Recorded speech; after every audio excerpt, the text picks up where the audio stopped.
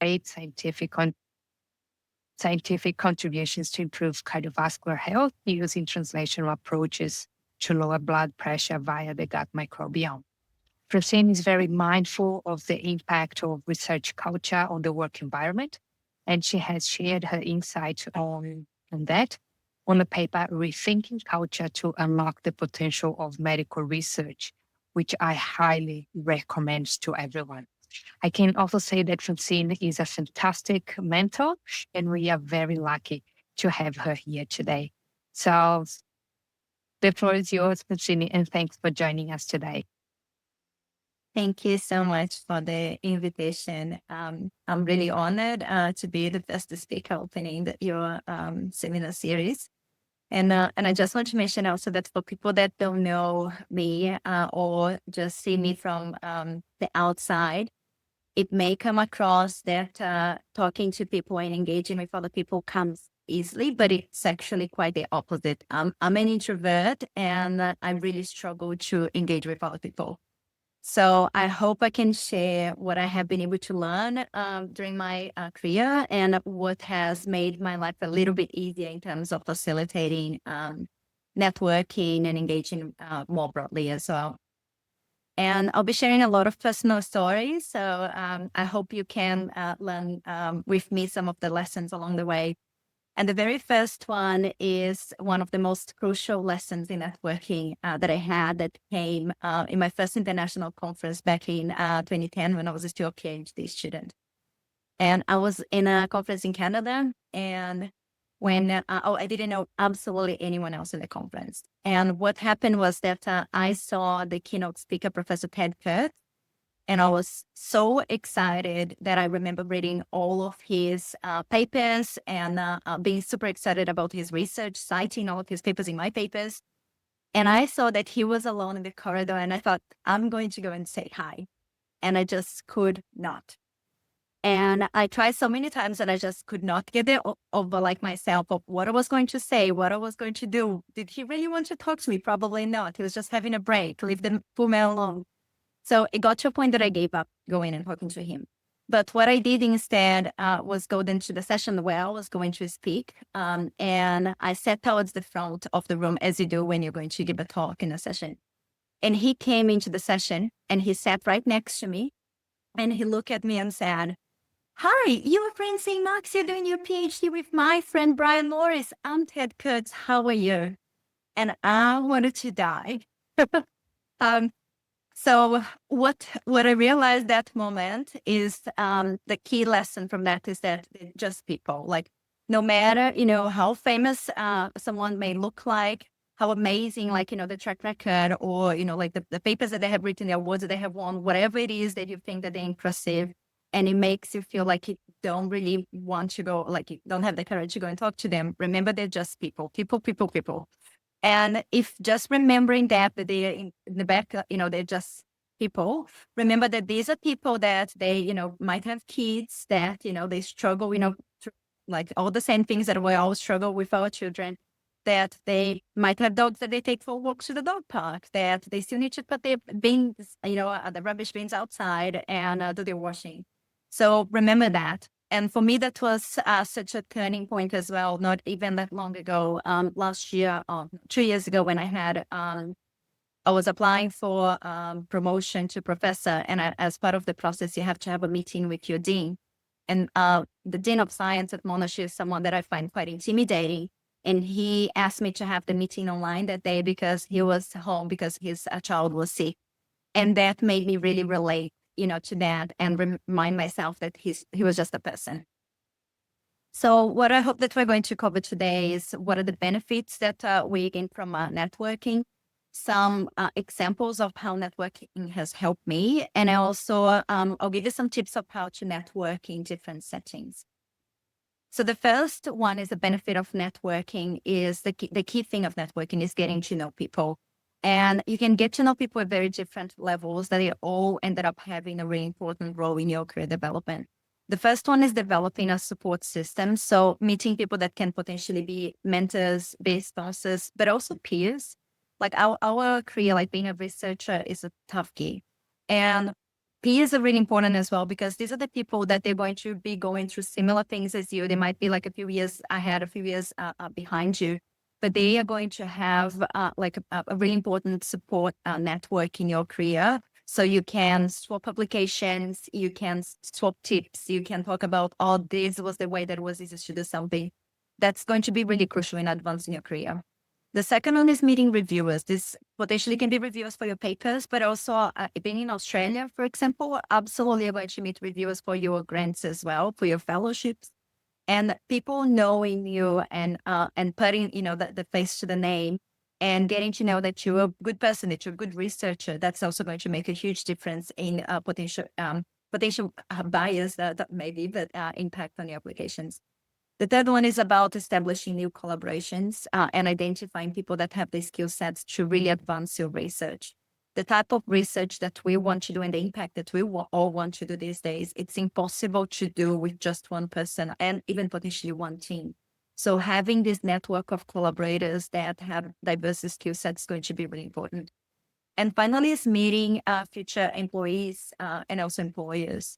So if you think about it, a lot of positions these days, they don't necessarily even get to be advertised. They happen via referrals, via connections, and a lot of those can happen at networking opportunities. The second benefit of networking is increasing visibility.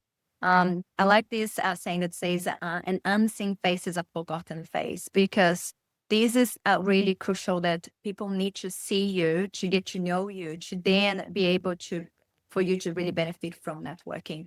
So some of the networking benefits may include invitations then to collaborate based on your skill sets, present talks, or present even guest lectures as well. So exposure to students from broad backgrounds.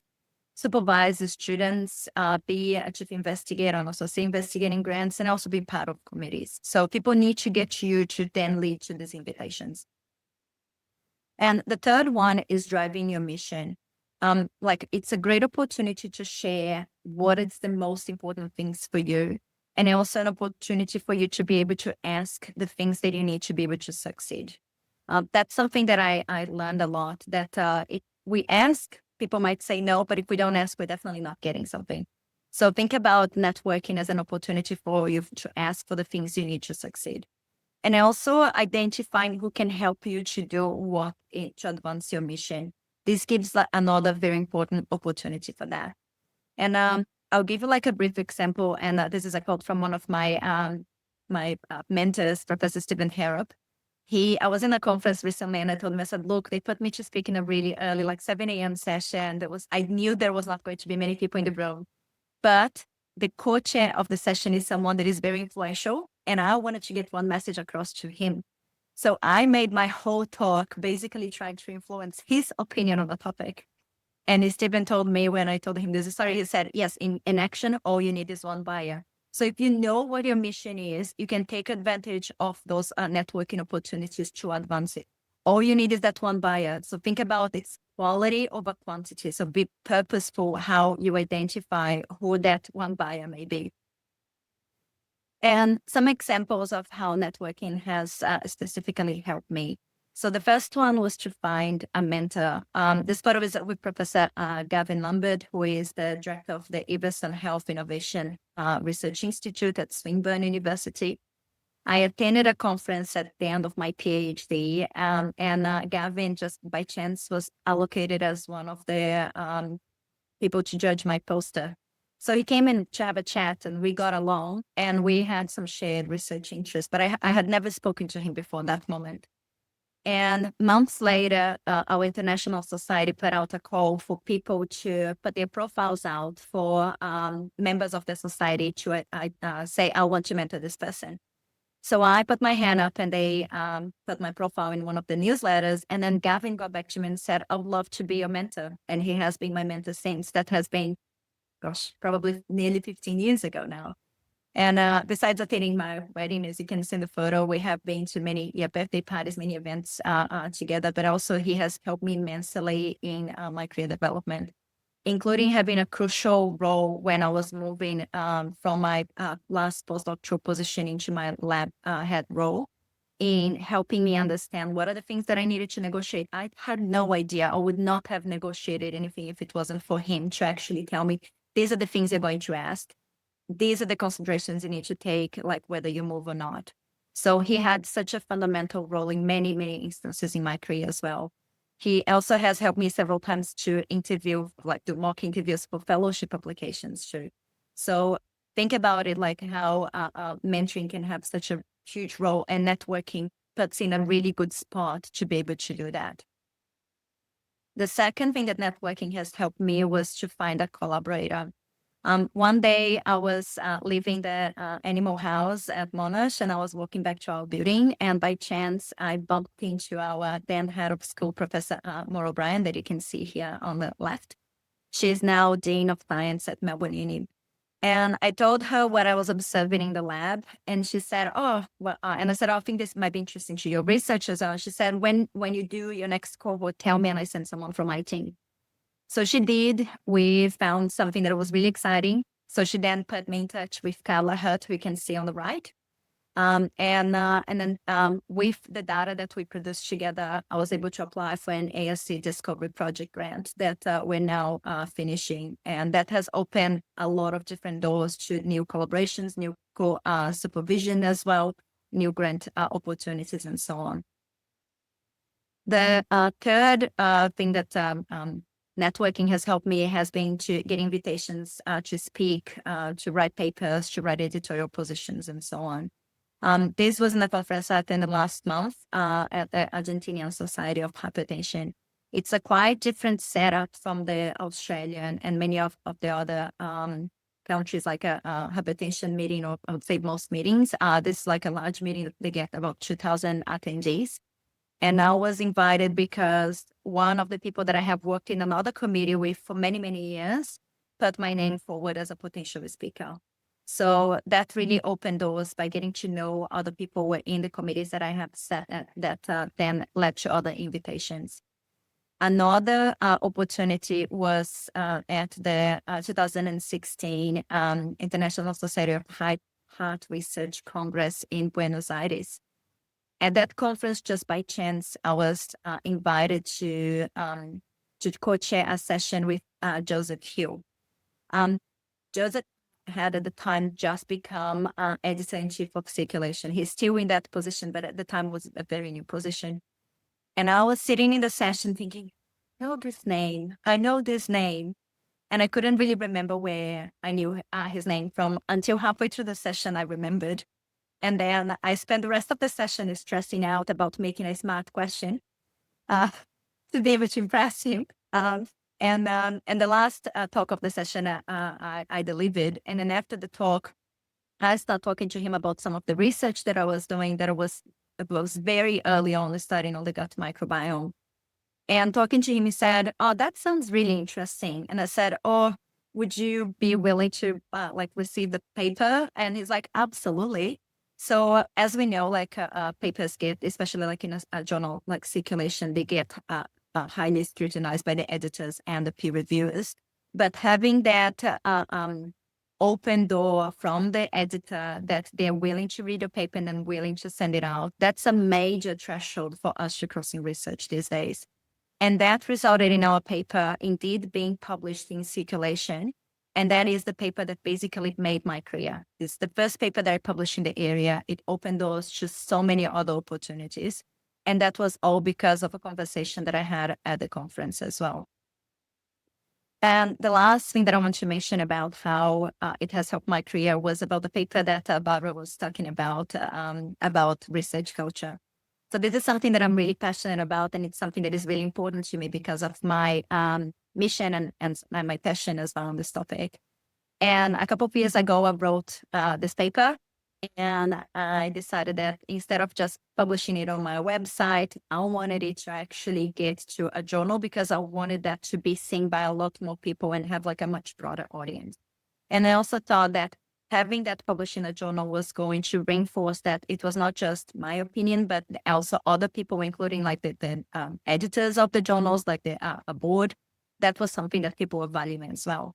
So I approached many different like journals, especially the generalist journals, and they were not very interested in publishing this. But I knew the editor of Hypertension, and I mailed Professor Rian Towers, the editor, and the deputy editor, Professor David Harrison.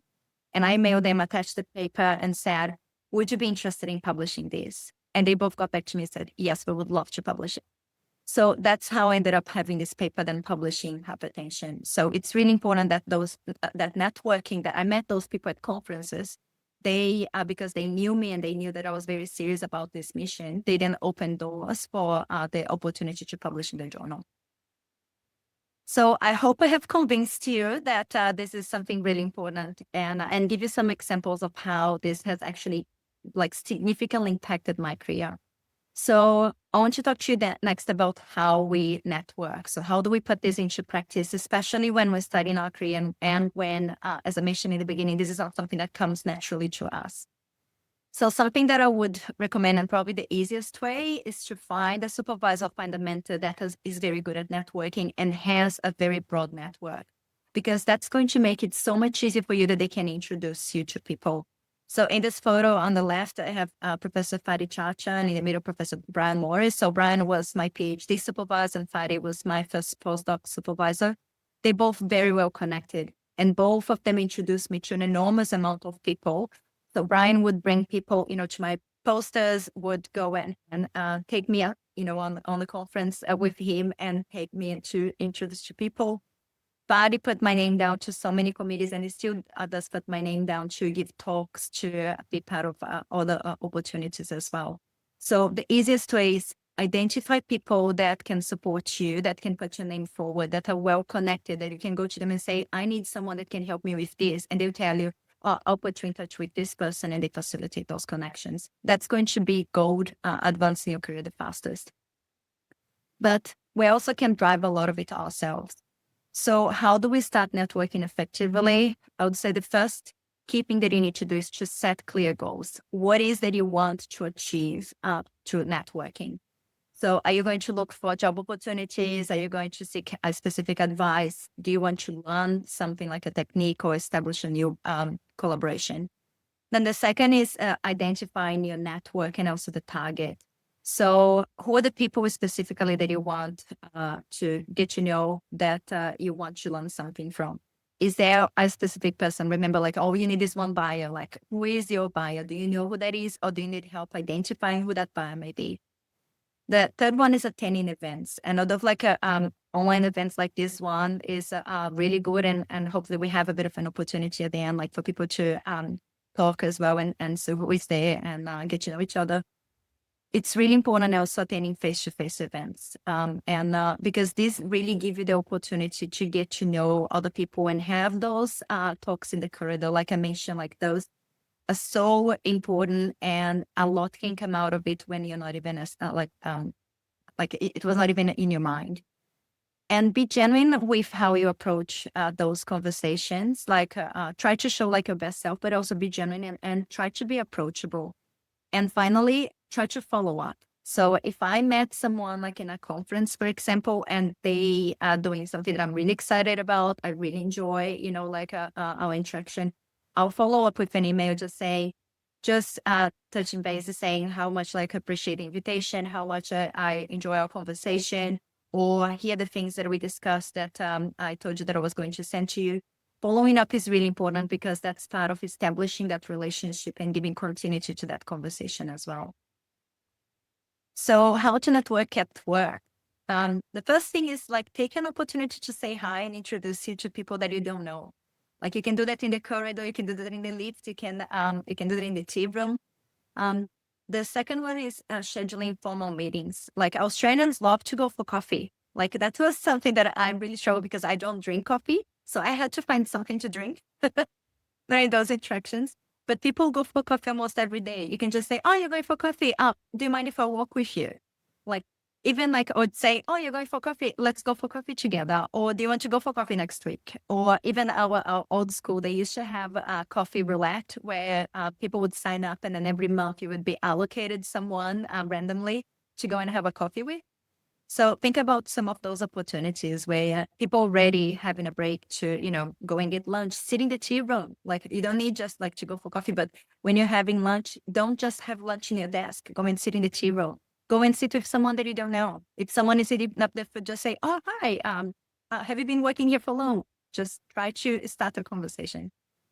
Also attend the work events and attend them in person because that's going to give you the best opportunity to see who else is there and to network. Particularly because a lot of these events you're going to have leadership people in these meetings, and that gives you an opportunity to network with them, which sometimes I know is extremely difficult. The other way is to join local committees because those are going to also be making a local impact. And those will give you exposure again to leadership and to more broadly who else is in your environment. So it allows you to mingle and make a lot of new friends and get to know who your colleagues are. The only thing that I suggest is if you're joining committees, think about what is the mission, what is the purpose of you joining committees. Don't just join committees just to tick a box because that's not going to advance your cause and it's not going to be a great use of your time. Think about if you're joining a committee, what is the purpose of doing that? How is that going to advance your own mission? What is the gain that you're going to have? And also how you're going to contribute towards that committee and if you have enough time to do that. And finally, looking to finding a local mentor, because again, these can be a person that can connect you to a lot of the networks that are within the place of work already and can say, oh, this, and they might also have influence in terms with the leadership, leadership people. So when the leadership people might come to them and say, oh, I'm looking for someone that can talk on this topic. I said, oh, yeah, Barbara is great. Let me send an email and introduce you to, and then she can go and give a talk on this topic. So how you can facilitate some of those connections as well, being mediated by a mentor. I'll give an example that we recently moved to the Victorian Heart Hospital. So that's still within Monash University. And when I moved, what I did was to ask for a list of all the lab heads at the VHI and also at my new department at Monash. And I mailed everybody. So there's over 20 people. I mailed every single person and I asked for a meeting to be able to introduce myself and talk about my new role there and just get to know people. I didn't do that in 1 week. I'm still doing it. We've moved in February. The last meetings that I have booked are for June because I try to book just like 2 or 3 meetings a week. But this has been great about getting to know people, getting to know their research, seeing what are the things that we can be doing together, expanding my network and also the network of my team, and giving more opportunities to people. So a second way that you can network is using social media. This, I think at the moment we are in a bit of a transition phase because I think most of us were using a lot of X before, and now with the issues with politics in the US, there's been a bit of a transition. Like I feel like Australians, some people are still using X. A lot of people have moved more to LinkedIn. I would say probably in Australia, that's the strongest one at the moment is LinkedIn, but the interactions are not quite the same. And then a lot of people in other countries have moved into Blue Sky. So I'm still not sure what I'm going to do, and I still haven't been engaging much as a result of that. But in the past, social media had a huge influence and helped me a lot to advance my my mission as well. So I used a lot during conferences.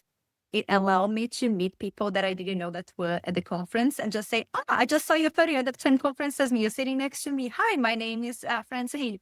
Um, I also joined journal clubs. So when there's some journal clubs for different diseases and journals as well, and then you can join the discussion of a paper and get exposure, and get to ask questions, and get your name out there as well.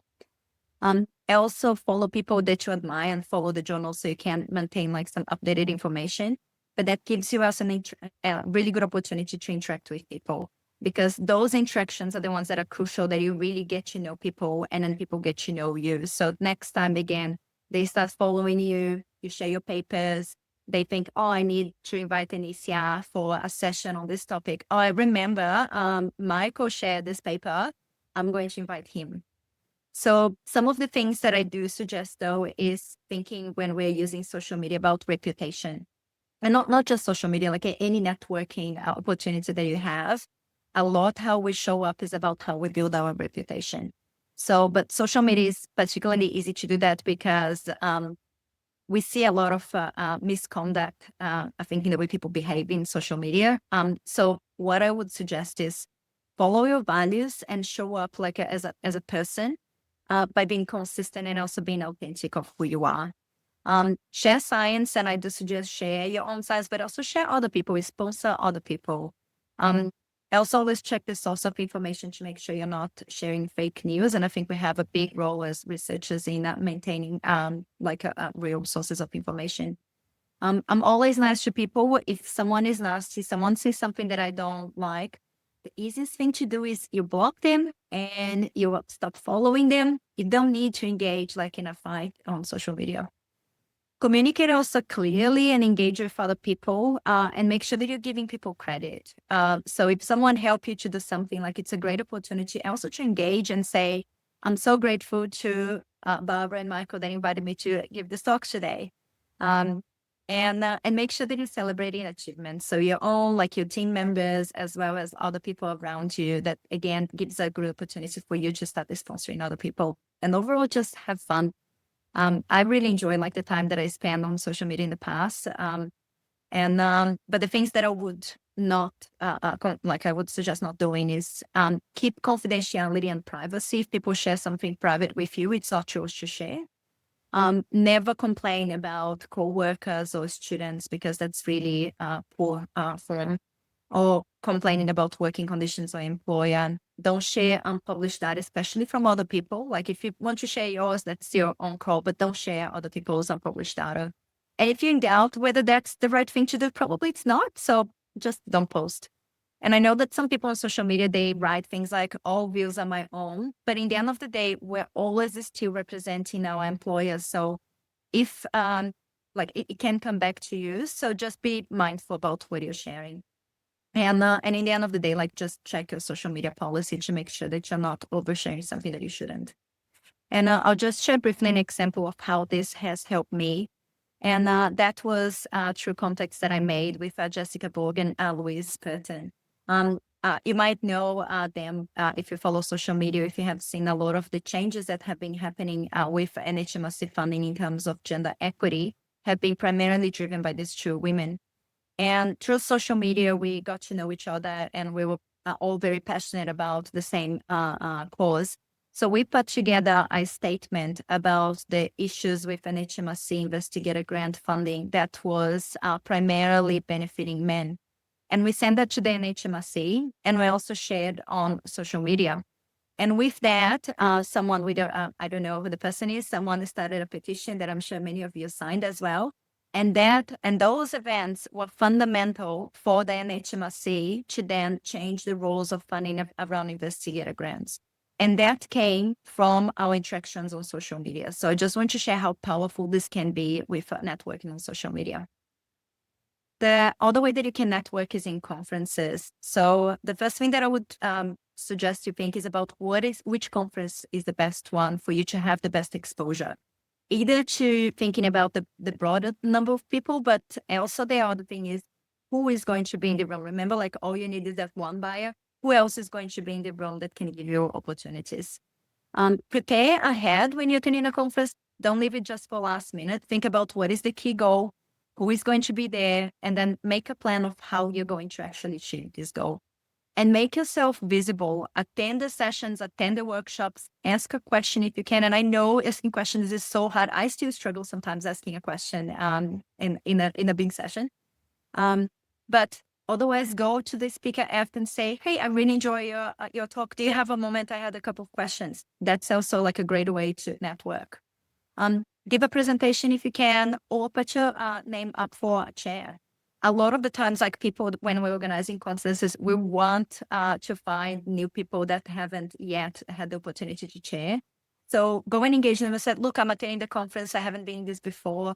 I would love if there's an opportunity for me to chair a session to give me some exposure to the new people in this society.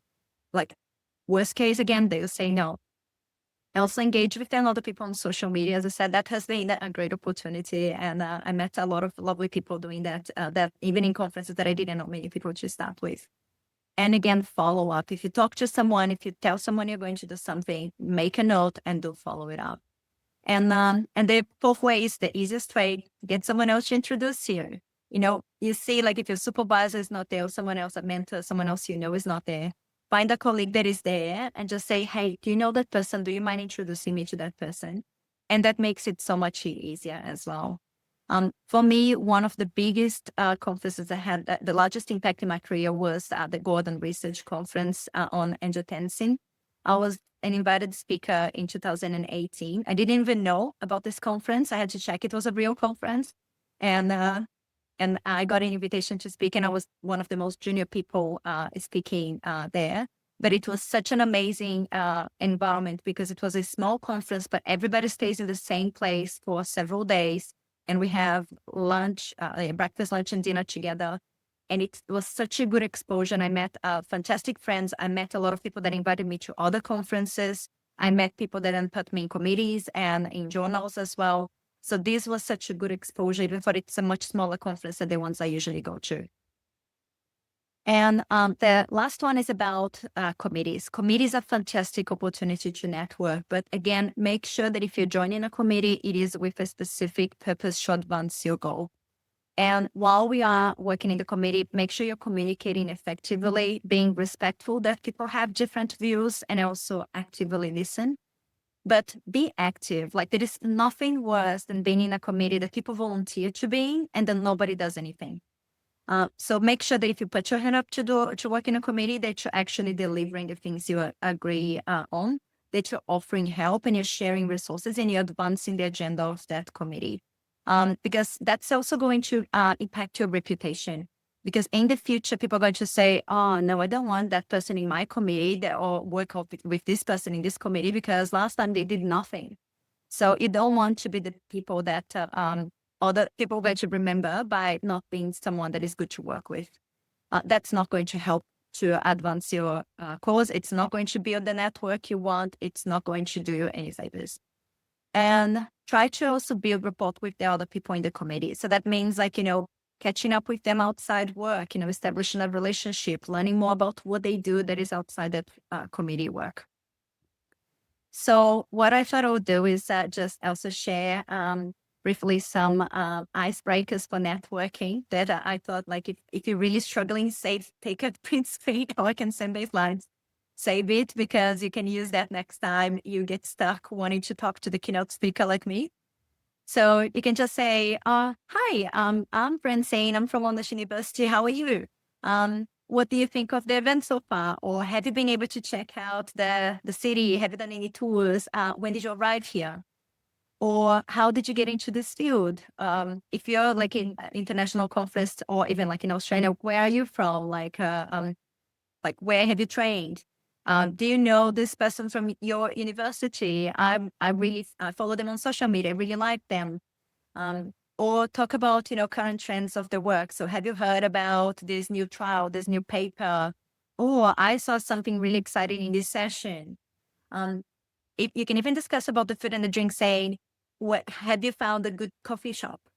Or have you tried this food and drink here? It's really good. Or also ask them about what they're actually doing in terms of the research. What exciting projects are you working on at the moment? Or I'm new to this place or to this event or to this society. Do you have any tips on networking here? Do you have any tips on how I navigate all the different sessions and I find the ones that I'm actually interested? Do you have any tips on the sessions that I really need to go to? So these are some great opportunities just for you to get started talking to people. And here, just like an example, is hi, I'm Dr. Francine Marcus from Monash University. I'm a lab head, and my research is on the gut microbiome. How are you? Just get that conversation started. And I just want to finish with this. I don't know if people are going to remember this, Bobby, and this saying in particular, but one of the key things that it's really good, if you can, is to remember people's faces and names. It's not a skill that I have, though. So I'm just going to apologize in advance that if I see people, outside work in particular, I really struggle. I think I have face blindness. I really think I do, because I really struggle to put place people where I know them from, especially when it's outside where I usually see them. So in the movie The Devil Wears Prada, Meryl Streep, she's in the event, she's the big boss, and someone waves at her, and she's just looking and she's like, gosh, I don't know who that is. And they're coming my direction. And she's looking at her assistant saying, who is that? And it is Anne Hathaway, who is not her assistant at the time, that says, it's Ambassador Franklin and blah, blah, blah, blah, blah. And then when they come up, she can, say, oh, hi, Franklin, good to see you, blah, blah, blah. And can I just say, this is usually me, clueless of who that person is. And that's usually my team at the same friend, that's blah, blah, blah. So I need some reminders. So if you can, people love when you remember who they are. I'm terrible. So I stopped saying nice to meet you because that happened too many times that people say, oh, we met before. So I stopped saying that. So I just say, good to see you. So just so that you get like a bit of an idea, that's another thing that I really struggle with. So don't feel that because if you have the same issue as me, that's necessarily an issue. Try to surround yourself with people that can potentially help you. We can remind you who those people are. That was it from me. I'm happy to answer any questions. And if you want, also feel free to get in touch via email or social media. I'll look at them eventually. Yeah. Thank you. Thank you so much, Francine, you're a star, and thanks for sharing so many precious tips with all of us. I want to ask people to put their questions either in the chat or in the Q&A session that is at the bottom of your screen on Zoom. And then, we're happy to have the floor open for your questions. I am happy to start with a question while people are typing their questions out. Francine, I think one biggest issue for me when I'm trying to talk to people is when the conversation dies. I start a conversation, oh, I'm Barbara, and then the conversation dies. But any tips? It depends on whether you want that conversation to continue or not, right? So it might be a good time to say, oh, I'm just going to go to, grab a coffee or go to the toilet or, oh, it was nice to meet you. And you can walk out if that's like, if you got to a point that you also want a way out. Otherwise, you can always try to ask another question. But I think sometimes I have been in situations that I felt that I was doing all the work talking and all the work asking the question. We also have to remember that I think we are in a field that a lot of people are introverts. So they also struggling to do those interactions. It's not that they don't necessarily want to talk to us. But something for me that has been very good, and again, it's something that I really struggled with, was learning more about nonverbal cues. So there's a very good book by Vanessa Van Edwards that she talks about everything else that we communicate with our body. So even like how far our body is from someone else, where our toes are pointing, how we are talking. So for example, I remember giving like an interview, it's still on YouTube, that they asked me to say my name and like, hi, I'm Francine. Like, it sounds like I don't even know my own name because, I finished like, going up and down. So I learned, and now I have helped, my team members as well to like try to put that back down just to give more confidence when you're speaking. So those little things, they make such a big difference. So I would highly suggest also having a look at that because it might help to just read the room better to say, okay, this person is really not interested, or they're just an introvert and they just don't know how to engage as well. Thank you. Michael? Hi, Fran. Thank you so much for that. As always, excellent masterclass. Do you have like any examples of when there might be like a red flag? Say you've been following this person for ages, you finally go into a conference, you're going to see that they're going to be there, and you want something from them, or you want to just them to know who you are or something.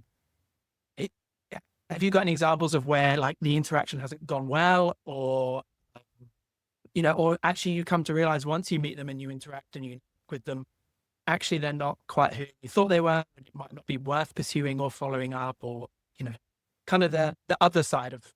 Yeah. Being a woman in a male-dominated field, yes, I have had many unpleasant like interactions. There have been situations where I had to actually step and say, look, I'm feeling really uncomfortable and I don't think this is appropriate, so I'm going to go. But most of the time, yeah, you can, like similar to what I was telling Barbara, like you can just like get to a point that you say, well, it was lovely to talk to you. Or nice, if it wasn't lovely, then just say, well, nice to meet you. I need to go to the next session. There's always, something else, I need to go back to my room to drop something. Like you can always, make up like an excuse to get out of that conversation as well.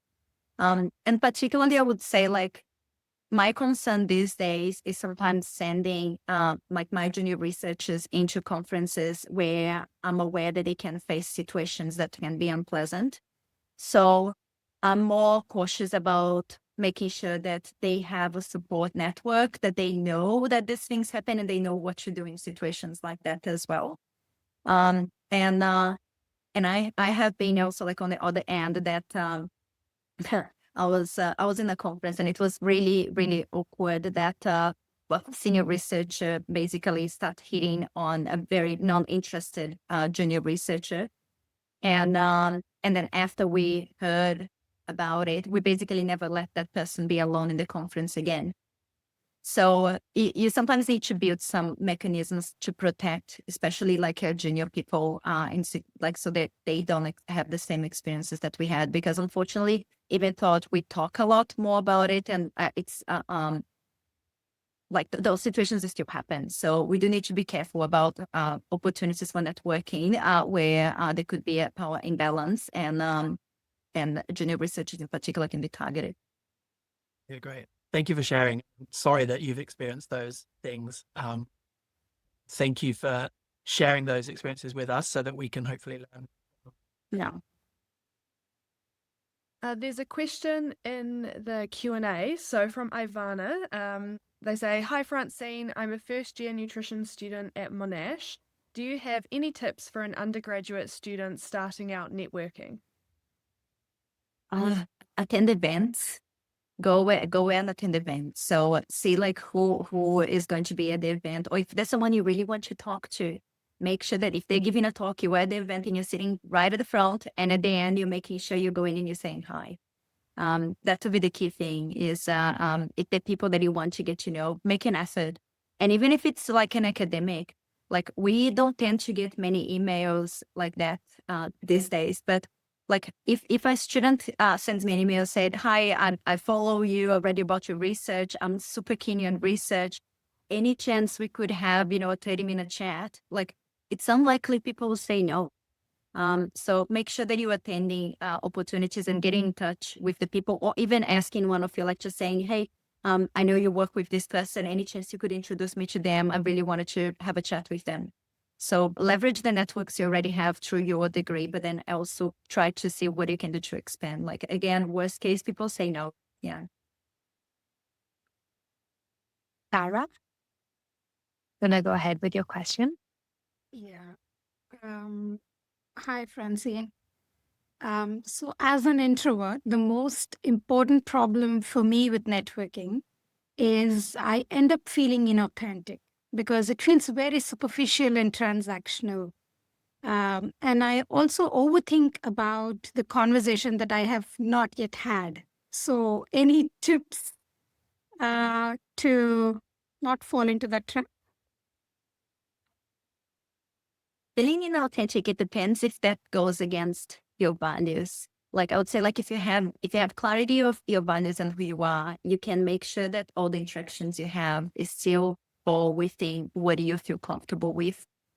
And I know that and for me, it used to feel very uncomfortable. And sometimes if I go, like these days it's much easier because I go to conferences where I already know a lot of people, so I quite enjoy those interactions. But if I go to a conference that I don't know anyone, I know it can still feel a bit uncomfortable.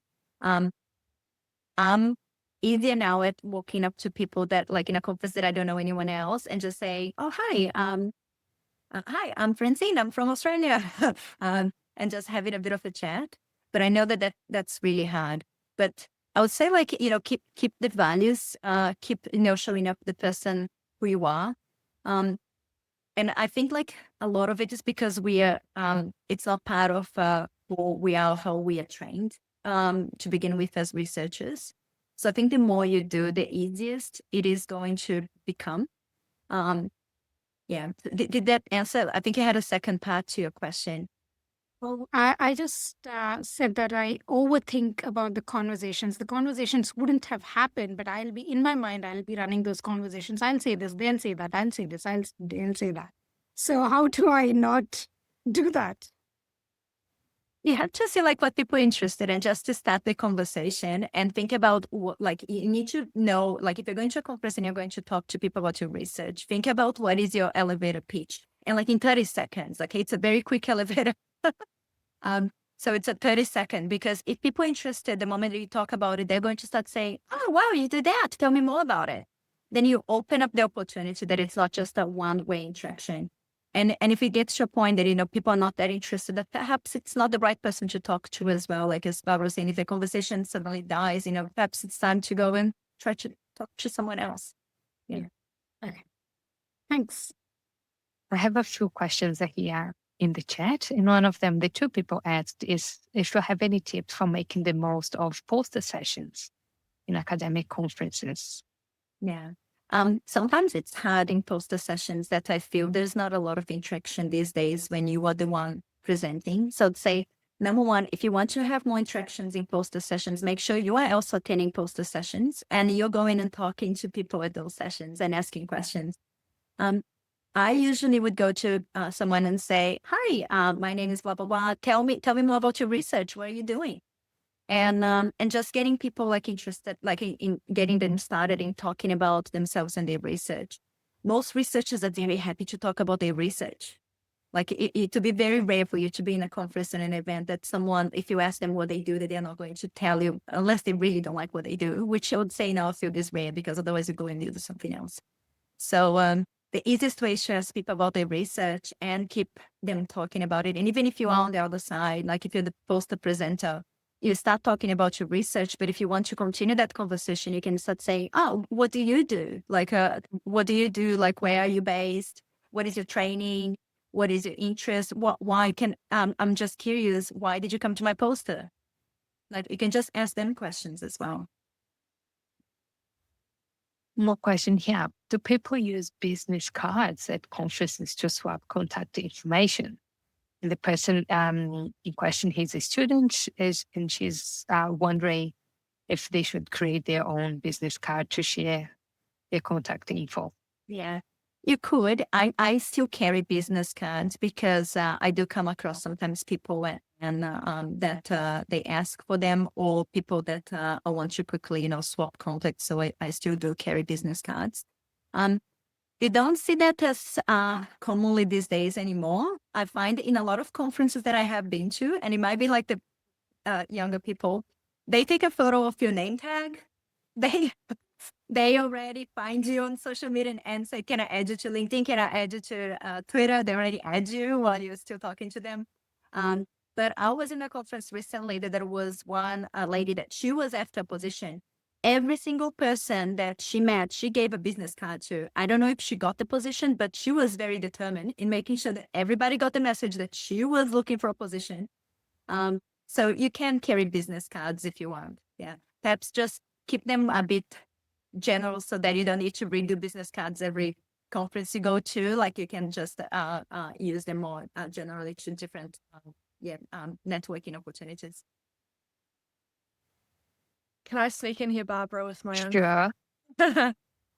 Francine, I suppose I'm asking a question on behalf of FONS, I guess, of our early career task force. And I'm thinking, what could we do to help and promote networking opportunities for our members that are early career or students? Yeah, any ideas for us? Look, if you want to do an online scheme, what you might want to do is just having topics, and you could have a shorter present, and then someone comes in with a question, and then you break people down into small groups that they have to interact and have to each other.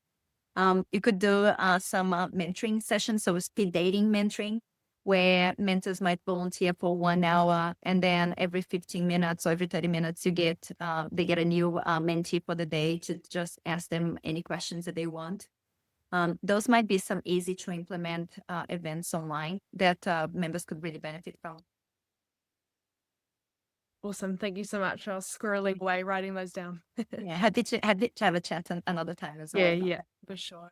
Barbara, I think we have time for one more question from the chat, if there's anything there. Yeah, I'll ask so there are two questions about mentors. So I'll read the top one. When trying to find a mentor, particularly in the research field, what sort of qualities should we be looking for? And I think the concern here is because there has been some incredible researchers who this person would love to be mentored by, but they find it challenging sometimes to maintain the connection, particularly if the research interests are not exactly the same. Well, mentoring shouldn't necessarily be about a research interest or like a topic. Mentoring is more about career development, in my opinion. The different ways to approach this, right? And that probably you need a whole masterclass on mentoring. So one of the things about mentoring is that it does need the mentee to drive the relationship. Okay, most mentors are incredibly busy. I have mentors. I have had mentors at every single career stage, and I have new mentors for the career stage that I'm at the moment as well. But I'm the one driving those relationships still, and that includes. And I know Barbara and Tara, they're my mentees. That includes that I usually ask them, you tell me when you want to meet, you send me a calendar invite, and you prepare an agenda. So when we meet, we make the most out of our meetings. So I would suggest that would be the first thing, is that you make sure that you are going back to them asking for what you need. And the relationships also evolve along with time, that in the beginning, you might need more frequent meetings because you have more questions and more things that you need to address. And as the relationship evolves, you might come to your mentor when you have questions. So I have mentees that they'll send me a text saying, hey, do you have 10 minutes? I ran into an issue and I don't know how to handle this. It would be really good to talk through it. So the relationship evolves over time as well, but it does depend on the mentee to maintain that relationship. So don't feel that if you're asking for a meeting and the mentor is not interested and they're not making time, perhaps it's time to move on as well and find a new mentor. Not everybody's going to be a good mentor. Not everybody's a good supervisor. Not everybody's going to be a good mentor. So you do need to consider how you're going to decide when it's time to also let it go. Can I sneak in the last question here? I think it's a really good one. So Phoebe has said, I was once in a conference who very kindly offered dinner to all participants. Sorry about the background noise. And I was in an awkward situation where people left and right of me were talking to the other side, but not to me. And when I tried to join in the conversations, it was difficult to keep up. Just wondering what advice you can offer in this kind of situation. That's a tricky one, especially when the people, they might already know each other. And then you are in the middle. You could try to sit with someone else on the table that perhaps is not talking to anyone and see whether you could swap seats to be with that person. Otherwise, you could wait for a break. So like when, if the people are talking, when, for example, someone gets up to go to the toilet or, they have a break for whatever reason, then you could say, oh, hi, we haven't had a chance to talk yet. Hi, my name is Phoebe. And just try to instruct the conversation there. But I understand it can be super awkward. It has happened to me as well. Yeah. Awesome. Well, thank you so much, Francine, for your time today. I know I've got a lot from it, so I hope everybody else has. I'm hoping that my screen is sharing correctly there. Yeah. So yeah, just on behalf of our Early Career Task Force and FONS in its totality, thank you so much for coming to present today. And thank you to everyone that has joined as well. We really appreciate your engagement with us. If anybody does want any information about FONS in general, please do follow the link. We are a new committee, a new society, really trying to advocate for nutrition across Oceania. So always looking for new members or collaborations and contacts. in the spirit of networking. And I'll also say thank you to our early career task force members committee members who are here today. So myself and Michael are the co-chairs, and we've got Barbara from our committee. I think I saw Mansi and Maria as well, and Kate possibly in this meeting. So thank you all as well for helping put this together. I really appreciate that. So in the interest of time, I'm just going to finish with a closing karakia. And after that, I wish you all well on this, what are we, Wednesday afternoon. So unu here, ki te uru tapu nui, kia wātea, kia māma, te ngākau, te tinana, te wairua I te ara takata. Koia rā e rongo, whakairea ake ki runga, kia tina, huie, tāhiki e. Thank you very much, everyone, and go well for your afternoons. Thank you. Bye, everyone. Thank you.